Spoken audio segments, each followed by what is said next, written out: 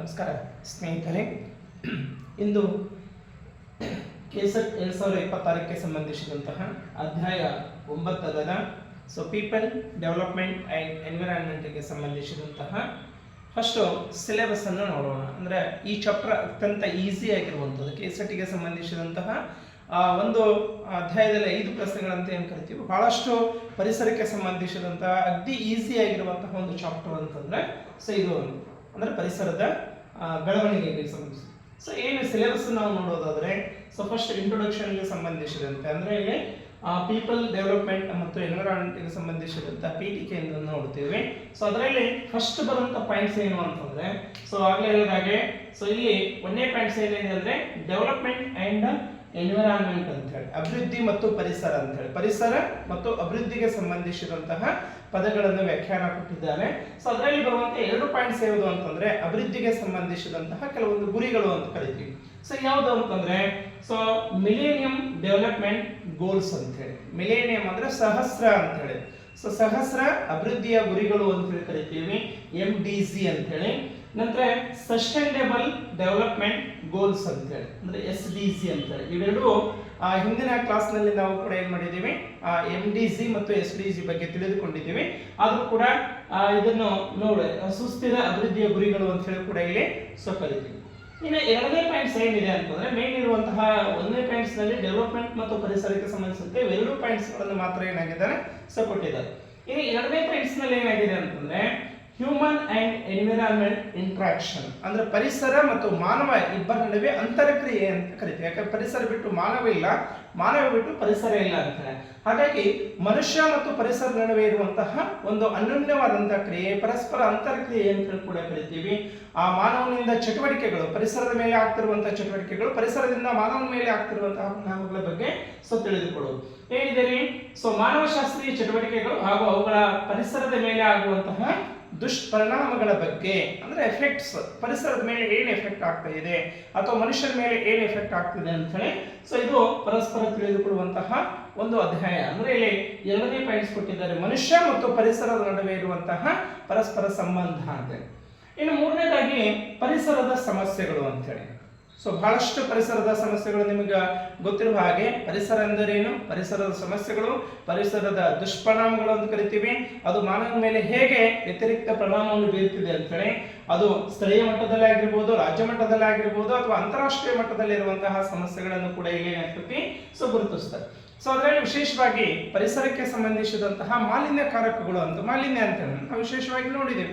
ಪರಿಸರ ಮಾಲಿನ್ಯ ವಿಧಗಳನ್ನು ತೆಗೆದುಕೊಂಡಾಗ ವಾಯು ಮಾಲಿನ್ಯ ಆಗಿರ್ಬೋದು, ಶಬ್ದ ಮಾಲಿನ್ಯ ಆಗಿರ್ಬೋದು, ವಿಕಿರಣ ಮಾಲಿನ್ಯ ಆಗಿರ್ಬೋದು ಅಥವಾ ಭೂ ಮಾಲಿನ್ಯ ಆಗಿರ್ಬೋದು, ಮಣ್ಣು ಮಾಲಿನ್ಯ ಅಂತ ಆಗಿರ್ಬೋದು, ಇವೆಲ್ಲವೂ ಕೂಡ ಮಾಲಿನ್ಯಕಾರಕಗಳು ಹೇಗೆ ಮನುಷ್ಯರ ಮೇಲೆ ಪರಿಣಾಮ ಬೀರ್ತು ಅನ್ನೋದು ಕೂಡ ಇದು ಸೊ ನೋಡ್ತಾ ಇದ್ವಿ. ಅಂದ್ರೆ ಸಮಸ್ಯೆಗಳು ಅಂತ, ಪರಿಸರದ ಸಮಸ್ಯೆಗಳು.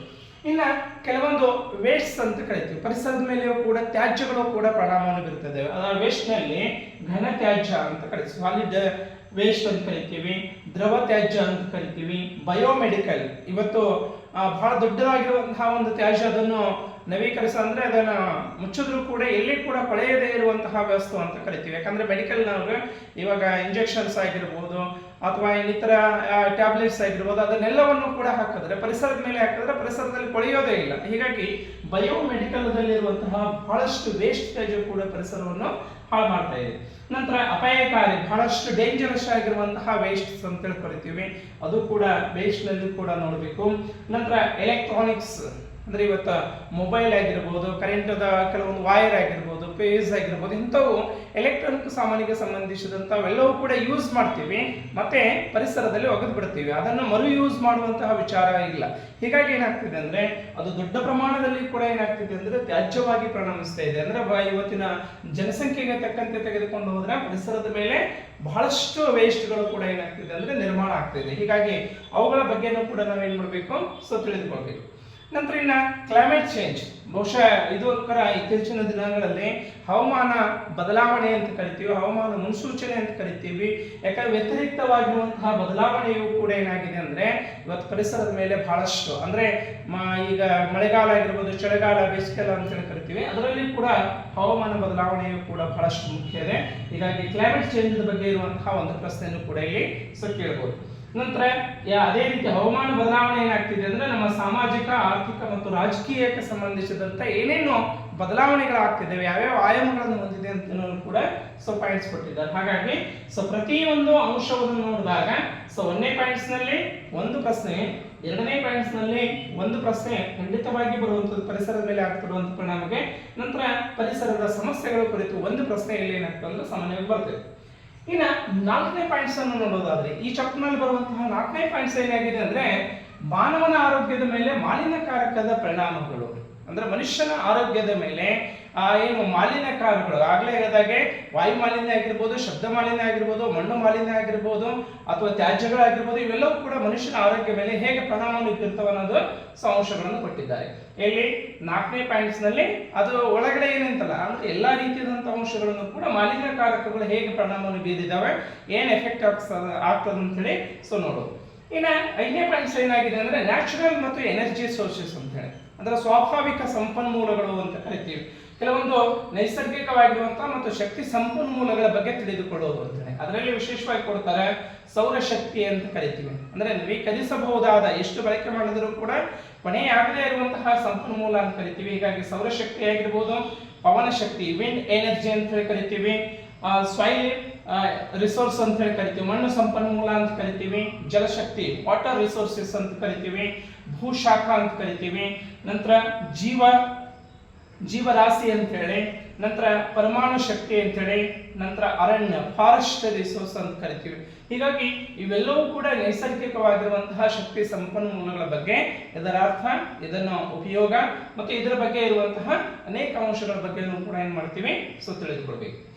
ನೆಕ್ಸ್ಟ್ ಆರನೇ ಪಾಯಿಂಟ್ಸ್ ಏನಿದೆ ಅಂದ್ರೆ ನೈಸರ್ಗಿಕ ಅಪಾಯಗಳು ಮತ್ತು ದುರಂತಗಳನ್ನು ತಗ್ಗಿಸುವುದು ಅಂತ ಹೇಳಿ, ಅಂದ್ರೆ ನ್ಯಾಚುರಲ್ ಹಜಾರ್ಡ್ಸ್ ಅಂತ ಕರಿತೀವಿ ಮತ್ತು ಡಿಸಾಸ್ಟರ್ ಮೈಟಿಗ್ರೇಷನ್ ಸ್ಟ್ರಾಟಜಿ ಅಂತ ಹೇಳಿ, ಅಂದ್ರೆ ಇಲ್ಲಿ ಪರಿಸರದ ನೈಸರ್ಗಿಕವಾದಂತಹ ಅಪಾಯಗಳು ಅಂತ ಕರಿತೀವಿ. ಅಂದ್ರೆ ಕೆಲವೊಂದ್ಸಲ ಕಾಳ್ಗಿಚ್ಚುವಂತ ಆಗಿರ್ಬೋದು ಅಥವಾ ಜ್ವಾಲಾಮುಖಿ ಅಂತ ಆಗಿರ್ಬೋದು ಅಥವಾ ನೀರು ಹೆಚ್ಚಿನ ಪ್ರಮಾಣದಲ್ಲಿ ಬರುವುದು ಆಗಿರ್ಬೋದು, ಇವೆಲ್ಲವೂ ಕೂಡ ನ್ಯಾಚುರಲ್ ಆಗಿರುವಂತಹ ಅಂತ ಕರಿತೀವಿ. ಅಂದ್ರೆ ನೈಸರ್ಗಿಕ ವಿಕೋಪಗಳು ಅಂತ ಏನು ಕರಿತೀವಿ.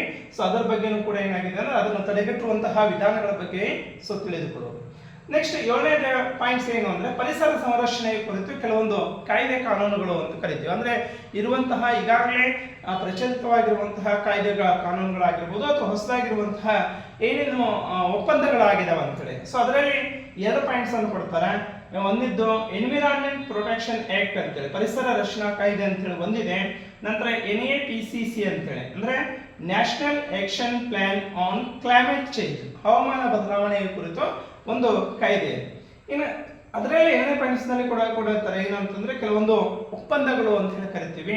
ಅಲ್ಲಿ ಕ್ಯೂಟೋ ಶಿಷ್ಟಾಚಾರ ಒಪ್ಪಂದ ಅಂತ ಕರಿತೀವಿ, ಕ್ಯೂಟೋ ಪ್ರೋಟೋಕಾಲ್ ಅಂತೇಳಿ, ನಂತರ ಪ್ಯಾರಿಸ್ ಒಪ್ಪಂದ ಅಂತೇಳಿ, ನಂತರ ಅಂತಾರಾಷ್ಟ್ರೀಯ ಸೌರ ಒಕ್ಕೂಟದ ಒಪ್ಪಂದ ಅಂತ ಹೇಳಿ. ಇವು ಮೂರು ಪಾಯಿಂಟ್ಸ್ ಗಳನ್ನು ಕೂಡ ಏನಾಗ್ತಂದ್ರೆ ಸಾಮಾನ್ಯವಾಗಿ ಇದ್ರ ಬಗ್ಗೆ ಕೇಳಿದಿರುವಂತಹ ಪ್ರಶ್ನೆಗಳು ಪುನರಾವರ್ತನೆ ಆಗಿದೆ.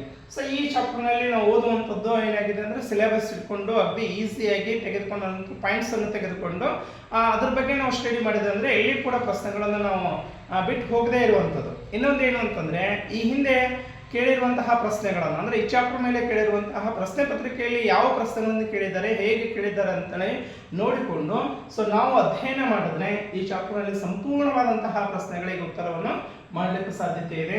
ಹಾಗಾಗಿ ಓದೋದಕ್ಕಿಂತ ಮುಂಚಿತವಾಗಿ ಕೂಡ ಫಸ್ಟ್ ನಾವು ಏನ್ ಮಾಡಬೇಕು ಅಂದ್ರೆ ಸಿಲೆಬಸ್ ಅನ್ನು ನೋಡ್ಕೋಬೇಕು. ಏನು ಓದಬೇಕಾಗಿದೆ, ಎಷ್ಟು ಓದಬೇಕಾಗಿದೆ, ಹೇಗೆ ಪ್ರಶ್ನೆಗಳನ್ನು ಕೇಳ್ತಾರೆ ಅಂತ ನೋಡಿಕೊಂಡು ನಾವು ಅಧ್ಯಯನ ಮಾಡೋಣ ಅಂತ ಹೇಳಿ ಹೇಳ್ತೀನಿ. Thank you very much.